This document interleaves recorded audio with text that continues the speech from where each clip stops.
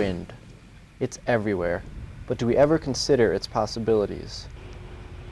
Given our current economic crisis and the increasing cost of gas and other energy sources, America needs to begin investing in alternative energy sources. Wind energy is the most cost-effective renewable energy source and is becoming more prominent in society today. You may have seen them in a nearby town or local farmland, large and spinning, looming over the nearby landscape, wind turbines. They are popping up increasingly around the country. Most wind turbines belong to wind farms and are located in rural farmland in large numbers. Places like southeastern and southwestern Minnesota have wind farms such as these. Minnesota is among the top producers of wind energy in the United States. Wind turbines are located in both cities and urban areas. Today, there are not many metro wind turbines in the United States, but they are increasing in number. One such location that has a wind turbine in a city is in Maple Grove, Minnesota. Great River Energy is located right in the heart of Maple Grove and owns many wind turbines in southwestern and southeastern Minnesota. Great River Energy has several different types of renewable energy generation. We have, by the end of this year, we'll have 318 megawatts of wind facilities online. Wind is the most cost-effective renewable resource, so that's the majority of our renewable energy supply. You're looking for a 100 megawatt wind farm, which is a typical size, and that wind farm will produce enough energy to supply the annual energy needs of about 29,000 homes. Great River Energy is a good example of a wind turbine in a city and a company that produces renewable energy. We also demonstrate that technology here at our building. So we want to show people that wind energy and solar energy is a viable technology today. It's part of our energy solution. Places like Great River Energy aren't the only ones using renewable energy sources. In fact, in the future, all Minnesota energy companies will be required to have renewable energy supplies. Minnesota actually has a law that's passed called the Renewable Energy Standard that requires utilities in the state to produce 25% of their energy by 2025, which is one of the highest, most aggressive targets. As city wind turbines become more and more common, many more towns are considering putting them in their cities. Cities like Medina, Minnesota. Hennepin County has its major maintenance facility on Highway 55. That's where they keep all of their trucks, graders. They keep their salt, their sand supply. And it's quite a large piece of property. They had determined to save energy costs by building a wind turbine. This location had two advantages for them. The first is it's something they owned, and the second was that only in western Hennepin County are the wind characteristics sufficient to support a wind turbine.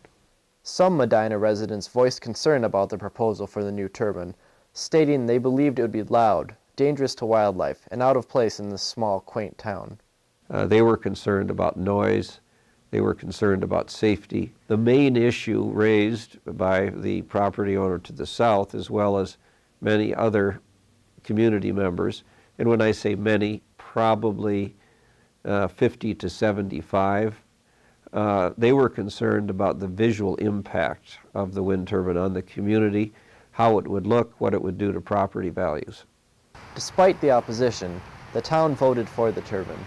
We have approved it. It now permits the county to go forward and put the project out for bids.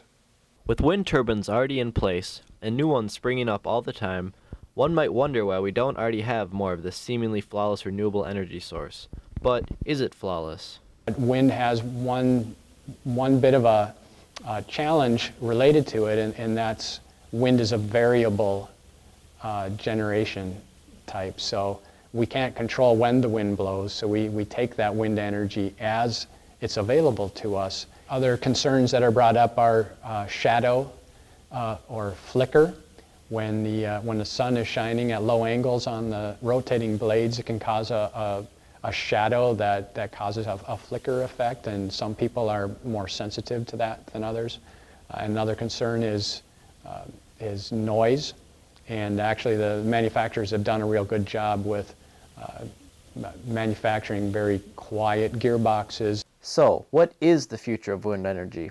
Is this something that can be an integral part of our society on a national level?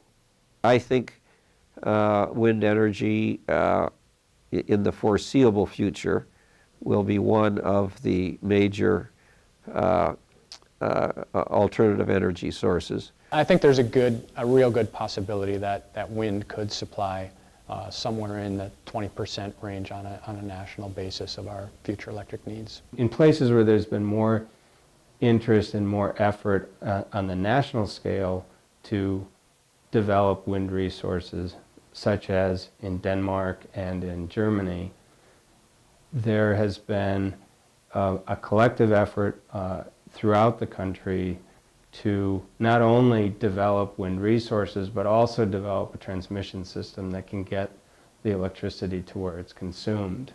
You can't always generate electricity from wind right next to where you're consuming the power. A perfect example is here in the Twin Cities. Western Hennepin has pretty good wind resource, but as you go east into the metro area, the wind resource drops off considerably and there's less and less wind resource. So it wouldn't make sense. Not only would a large turbine like the one we're proposing on this site not make sense as you get into more and more dense areas of the city, but there's just not enough wind resource to make a cash flow either. And so for lots of reasons it wouldn't make sense. In places like Denmark and Germany, they've actually thought that through and they figured out where does it make sense to develop the wind resource and how do we get that wind to that electricity to where we need it. And they've developed a transmission system that's compatible with that with that wind resource and that need. Whether you support or oppose the use of renewable energy sources like wind, it is obvious with our present economy and energy needs, it is something that will be increasingly a part of our lives. We have to have energy independence. So I've put forward a plan to make sure that in 10 years' time we have freed ourselves from dependence on Middle Eastern oil by increasing production at home, but most importantly by starting to invest in alternative energy, solar, wind, biodiesel. The new president needs to ensure that our energy needs are met in the best possible way while keeping the earth a clean place to live for future generations to come.